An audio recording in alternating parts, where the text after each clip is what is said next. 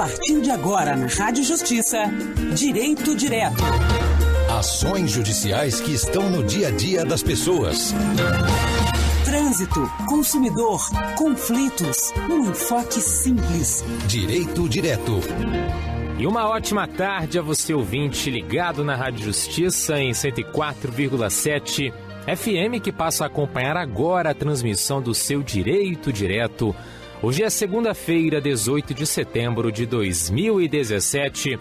Todo mundo descansado, mais uma semana começando e é sempre uma alegria enorme ter você sintonizado aqui na Rádio Justiça para acompanhar mais esta edição do seu Direito Direto, que é o seu programa em que a gente traz para você, ouvinte, as últimas novidades da justiça brasileira por meio de uma linguagem simples e acessível. E hoje no programa, o Direito Direto vai destacar o julgamento em andamento aqui no Supremo Tribunal Federal para decidir sobre o ensino religioso em escolas públicas, tema que começou a ser julgado aqui no plenário do Supremo Tribunal Federal na última semana do mês de agosto. Na última semana foram as duas últimas sessões plenárias do mês de agosto, julgando como o ensino religioso deve ser oferecido nas escolas públicas. O que está em jogo é uma ação direta de inconstitucionalidade que foi apresentada aqui na mais alta Corte de Justiça do país pela Procuradoria-Geral da República no ano de 2010. E na ação, a Procuradoria-Geral da República se posiciona contra o ensino religioso de caráter confessional, ou seja, em nome de uma religião específica. Por isso, a Procuradoria-Geral da República pede que, nas escolas públicas, o ensino religioso seja não confessional, se limitando ao ensino dos aspectos históricos, filosóficos e culturais das diferentes crenças. Tema polêmico, inclusive, em 2015, o relator deste processo aqui no Supremo Tribunal Federal, que é o ministro Luiz Roberto Barroso, promoveu uma audiência pública no Supremo Tribunal Federal para ouvir diferentes entidades da sociedade civil. Mais de 30 entidades participaram daquela audiência pública no ano de 2015. E agora o tema começou a ser julgado e a expectativa, inclusive se você conferir lá no site do Supremo Tribunal Federal, stf.jus.br, www.stf.jus.br, e lá no calendário de julgamentos, se você clicar na data da próxima quarta-feira, dia 20 de setembro,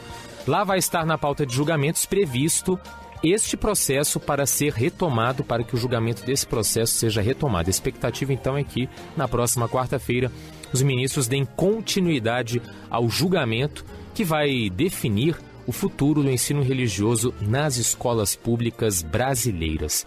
E aqui no Direito Direto, a ideia é promover a divergência, promover o embate de ideias. E para abrir os trabalhos, eu vou conversar agora com o advogado especialista em Direito Internacional, Bernardo Pablo Sukienick, ele que também é presidente do Observatório da Liberdade Religiosa. Doutor Bernardo, mais uma vez, muito obrigado por atender a Rádio Justiça. Seja bem-vindo. Boa tarde. Boa tarde, Ricardo. Boa tarde, ouvintes. É sempre um prazer poder conversar com vocês. E esse é um tema que é aquele tipo de tema em que a gente tem posição contra e posição a favor. Quer dizer, temos defensores do ensino religioso de caráter confessional nas escolas públicas, assim como também temos opositores ao ensino religioso confessional nas escolas públicas, ou seja, se manifestando favoravelmente ao ensino religioso não confessional em escolas públicas. E a Constituição Federal não diz exatamente como deve ser esse ensino religioso. Lá no artigo 210, parágrafo 1º, a Constituição Federal diz apenas que o ensino religioso é de oferta obrigatória nas escolas públicas de ensino fundamental e a matrícula facultativa. E nada mais fala a respeito. A gente tem o julgamento até agora, o placar de 3 votos a 2. 3 votos a 2, 5 ministros já votaram, 3 votos a 2 a favor do ensino religioso não confessional, do ensino religioso sem vinculação religiosa. E antes da entrevista, doutor Bernardo, o senhor também comentava comigo que se posiciona favoravelmente ao ensino religioso não confessional. Quer dizer, o senhor é contrário ao ensino religioso confessional em escolas públicas. O senhor também acredita que a laicidade do Estado impede que o ensino religioso tenha um caráter confessional na escola pública? Sim. Nós temos que ver que para haver um ensino religioso confessional, nós deveríamos poder disponibilizar para o grupo de alunos a possibilidade de que houvesse um professor de cada denominação para que cada um pudesse escolher. Então, por exemplo, se nós temos alguém que pratica a religião de Ifá, essa pessoa deveria ter a disponibilidade de um professor que pudesse ministrar confessionalmente essa disciplina para ele. Ou, por exemplo, se houvesse pelo menos um aluno que seja budista, um aluno, seja qual for a religião. E isso enfrenta um problema de ordem prática, ou seja, nas nossas escolas públicas, elas não têm disponibilidade de salas para eventualmente dividir-se em não sei quantas turmas forem necessárias. Se cada aluno fosse de uma denominação diferente, o Estado deveria oferecer um professor para cada denominação, para cada religião. Ou, senão, ficaria uma coisa que nós não teríamos qual seria o critério de por que determinadas religiões seriam ofertadas e quais religiões não seriam ofertadas. Você levantou bem, a Constituição fala que a matrícula é facultativa. Quer dizer que quem não se matricular vai precisar ter uma oferta de algum outro tipo de atividade para aquele momento, enquanto os outros alunos estão nas aulas de religião. Então, como é que fica essa questão? Nós temos que ter professores para todas as denominações dos alunos, inclusive os ateus e agnósticos, e ainda mais uma disponibilidade de outra atividade para aqueles alunos que não fizerem a sua matrícula para o ensino religioso. De ordem prática, isso seria impossível. Assim, nós não temos recursos, o Estado não possui recursos para ter tantos professores e também não temos salas para isso. Portanto, nós temos que encontrar uma solução que se enquadre tanto no aspecto jurídico, que seja válido juridicamente, como também que seja de ordem prático, né? Que as nossas salas de aula, que as nossas escolas consigam atender. Porque se nós oferecermos, por exemplo, nós vamos oferecer aulas sobre islamismo, judaísmo e cristianismo, qual é o critério que nós vamos utilizar para dizer, olha, esta determinada religião vai ter ensino religioso ou outra denominação não terá ensino religioso? O senhor acredita que quando o senhor fala que critério utilizar, o senhor coloca esse questionamento. Na sua avaliação, não poderia ser válido, legítimo utilizar o critério estatístico, ou seja, da representatividade numérica de cada religião na sociedade? Ou seja, colocando aqui de forma bem clara para o nosso ouvinte, se baseando no último censo do IBGE? Ou seja, nós teríamos que ter um critério no qual, claro, essa questão, por exemplo, de estatístico, a maioria das pessoas no Brasil se identificam com o cristianismo. Só que nós vamos ter dentro do cristianismo pelo menos umas 30 mil denominações. Qual dessas denominações terá ascendência sobre o ensino religioso?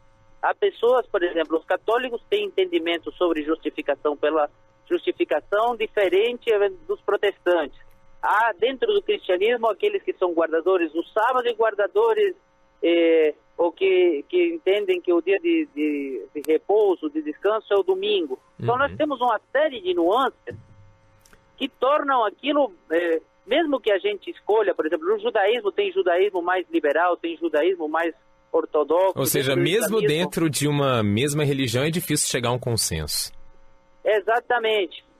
Utilizar o critério da maioria termina não atendendo aquelas minorias, ou seja, um aspecto da democracia é que as maiorias não impõem a sua vontade em cima sobre as minorias. Então, se poderia utilizar esse critério, só que nós estaríamos realmente desamparando um número grande de pessoas. Inclusive, haveria um número grande de alunos que não sairiam satisfeitos, mesmo dentro por exemplo, se fosse, nós temos a maioria do Brasil é católica, digamos que dentro do cristianismo nós fôssemos dar aula confessional católico, haveria um grupo grande de protestantes que já não ficariam satisfeitos com essa aula. Então, é muito difícil você conseguir agradar todo mundo. O ideal seria que nós tivéssemos condições, o Estado tivesse condições de fazer uma aula adaptada para cada aluno. E aí, ou que isso, na verdade, não fosse nem matéria das escolas públicas, que isso ficasse para o âmbito familiar e para o âmbito das instituições religiosas. Mas essa é uma discussão que já está superada. O ensino religioso em escolas públicas consta na Constituição e eu, pessoalmente, não sugiro mexer nesse artigo. Então, da maneira que está, nós temos que encontrar uma maneira que atenda a laicidade do Estado e que procure atender o maior número possível de pessoas.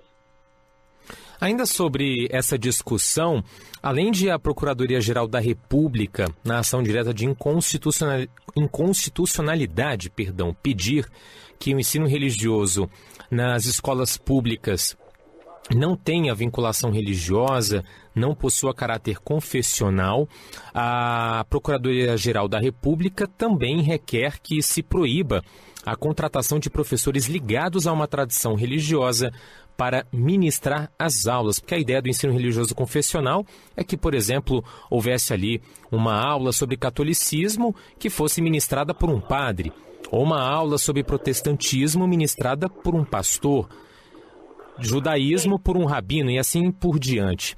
Agora, é interessante também, e é isso que eu quero destacar agora no programa, doutor Bernardo, que não é só a Constituição que fala sobre ensino religioso nas escolas públicas. Nós também temos o artigo 33 da Lei de Diretrizes e Bases da Educação Nacional, a nossa LDB, do ano de 1996. E o artigo 33, que ele inclusive foi modificado no ano seguinte, em 1997, diz o seguinte, abre aspas, o ensino religioso de matrícula facultativa é parte integrante da formação básica do cidadão e constitui disciplina dos horários normais das escolas públicas de ensino fundamental, assegurado o respeito à diversidade cultural religiosa do Brasil, vedadas quaisquer formas de proselitismo, fecha aspas, vedadas quaisquer formas de proselitismo. Na prática, é possível ministrar ensino religioso confessional sem ser proselitista, doutor Bernardo? Confessional eu entendo que não. Confessional eu entendo que não é possível.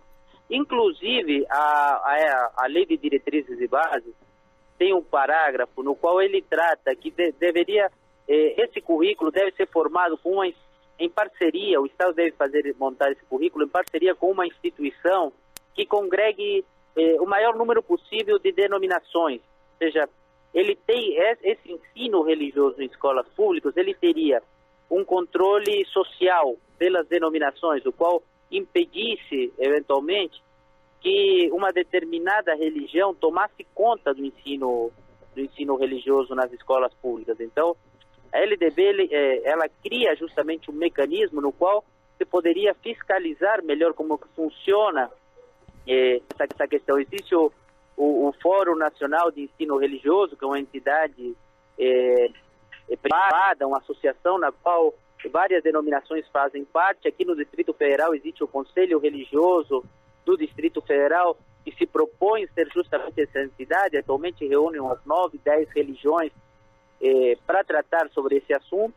É um tema assim que, em princípio, ele tem, assim, a gente falando de maneira abstrata, é fácil, de certa forma, de ser resolvido. Teria um ou dois temas. O problema é quando a gente entra, de fato, por exemplo, para discutir o currículo. Quando nós vamos discutir o currículo, aí, obviamente, os problemas começam a surgir. E também a questão, por exemplo, dos professores, a seleção precisa ser por concurso público, no meu entendimento, deveria ser por concurso público.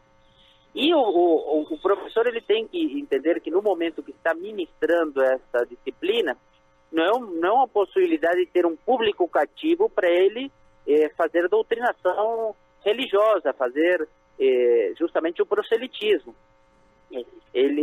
o professor terá que ater-se ao currículo daquela disciplina e, obviamente, não se pode também exigir de um professor que ele não tenha vínculo religioso nenhum, e que ele não seja membro, eventualmente até que não seja uma liderança da sua denominação religiosa, mas sempre quando ele respeite o currículo e ele tenha uma aderência ao currículo proposto. Sim, o que a Procuradoria-Geral da República defende, e no que foi acompanhada por 3 dos 5 ministros que já votaram até agora, é que não se quer proibir que professores tenham religião, tenham uma confissão, tenham fé, mas que nas escolas públicas o professor ele não pode dar aula representando uma religião.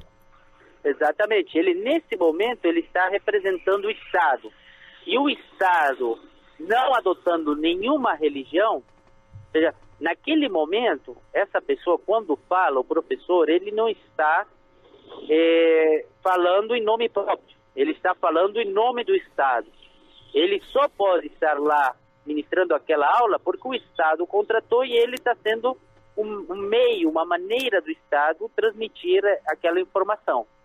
Então, nesse momento no qual a fala dele representa a fala estatal, nós, estando num Estado no qual ele não adota nenhuma religião, ele não pode fazer uma fala proselitista. Isso vale tanto para professores, como vale para parlamentares, representantes do Executivo e do Judiciário. Todos eles têm direito a terem sua religião e, inclusive, a manifestar-se publicamente sobre isso, exceto quando eles estiverem falando em nome do Estado. Quando eles falarem em nome do Estado, a fala deles deve ser neutra em matéria de religião. Agora, mesmo que a gente decida, mesmo que o Supremo Tribunal Federal decida que o ensino religioso nas escolas públicas não pode ser confessional e que dessa forma deve se limitar aos aspectos históricos, culturais e filosóficos das diferentes crenças e não crenças a título do ateísmo e do agnosticismo. Mesmo assim, ainda seria bem complicado, não, doutor Bernardo, definir que religião ensinar na escola? Eu acho, na verdade, que esse julgamento do Supremo, ele representará, na verdade, não o fim da discussão, mas o início da discussão sobre esse tema. Ainda há que definir o currículo. Então, aqui primeiro fazer uma análise. Os currículos que são ministrados atualmente atendem aos requisitos constitucionais, sim ou não? Se não, definir,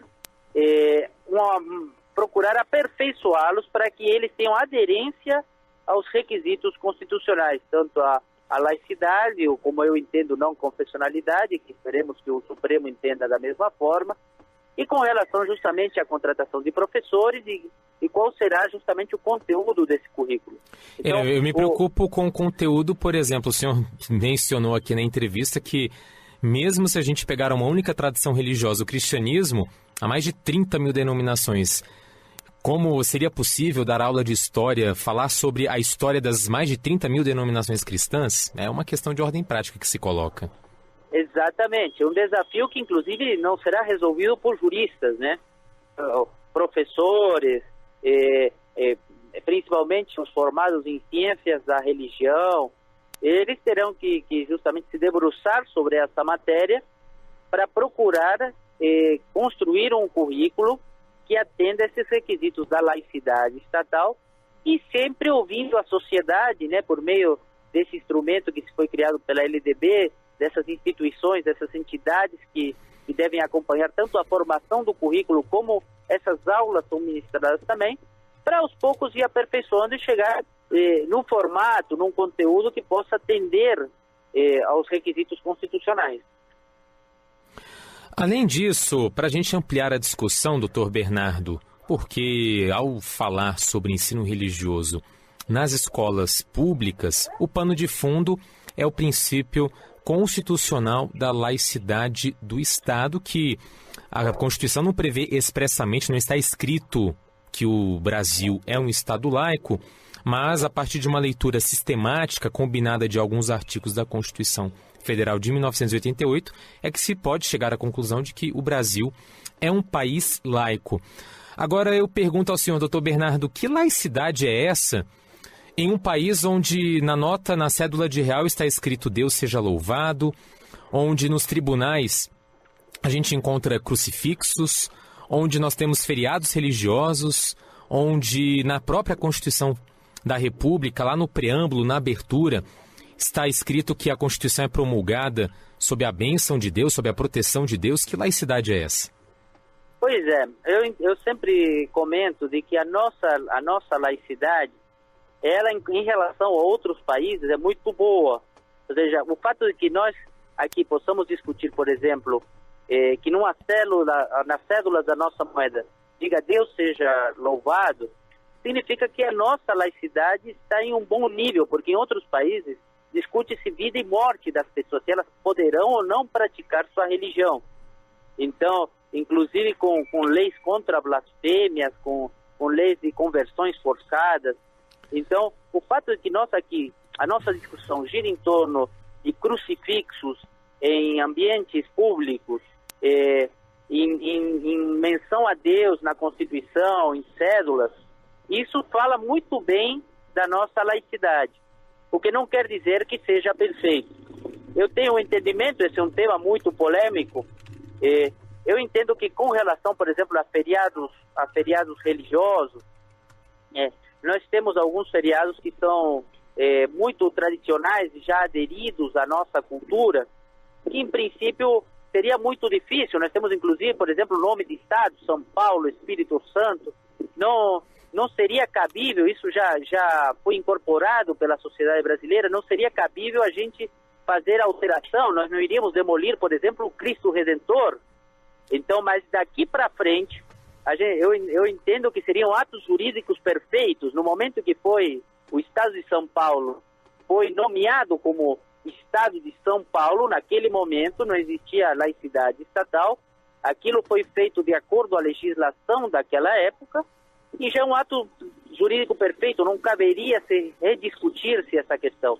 A mesma coisa quando foi estabelecidos os feriados de Natal, Páscoa. No momento em que foram instituídos, foram atos jurídicos perfeitos. Diferente, por exemplo, dos símbolos religiosos em espaço público, por exemplo, na sala do plenário lá do Supremo Tribunal Federal, na sala, por exemplo, lá no plenário lá da Câmara dos Deputados, do Senado. Eu, pessoalmente, tenho uma regra muito simples para isso, mas como eu disse, é um assunto polêmico, muitas vezes eu sou voto vencido nessa questão, mas eu entendo que onde cabe a foto da família, cabe o símbolo religioso. Eu nunca vi um presidente da Câmara dos Deputados, do Senado, colocar uma foto da família na mesa diretora dos trabalhos da Câmara. Então, se não cabe a foto da família, não caberia o símbolo religioso. Diferente do gabinete de trabalho dele. No gabinete de trabalho ele provavelmente tem a folha dos filhos, da esposa. Aí não haveria problema de ter um símbolo religioso da família, um símbolo religioso, uma foto da família.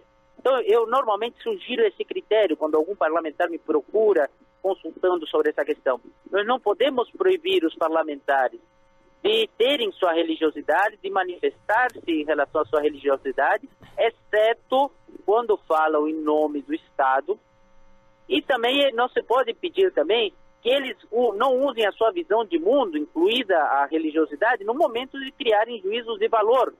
No momento de, por exemplo, votarem um projeto de lei ou alguma coisa nesse sentido, não se pode exigir que as pessoas abandonem sua filosofia, sua política, sua visão filosófica, inclusive sua visão religiosa, para poder apreciar esses projetos que lhes são submetidos. Contudo, no momento da fala estatal, no momento no qual ele está ali representando o Estado, aí sim, ele tem que ter uma fala neutra, porque o nosso Estado brasileiro ele não adota nenhum tipo de denominação religiosa.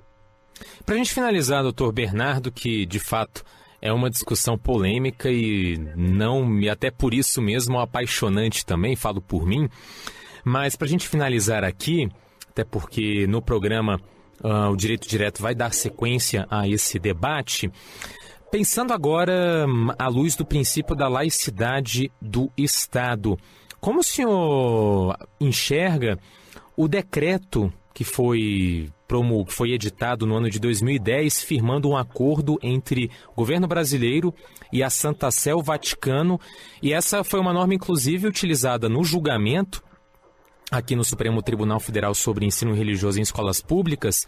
É uma norma utilizada pelos defensores do ensino confessional, porque lá no artigo 11 desse decreto, dessa concordata entre o Brasil e o Vaticano, lá no artigo 11 está escrito que o ensino religioso católico e de outras confissões religiosas de matrícula facultativa constitui disciplina dos horários normais das escolas públicas de ensino fundamental, assegurado o respeito à diversidade cultural religiosa do Brasil, e segue adiante esse artigo 11.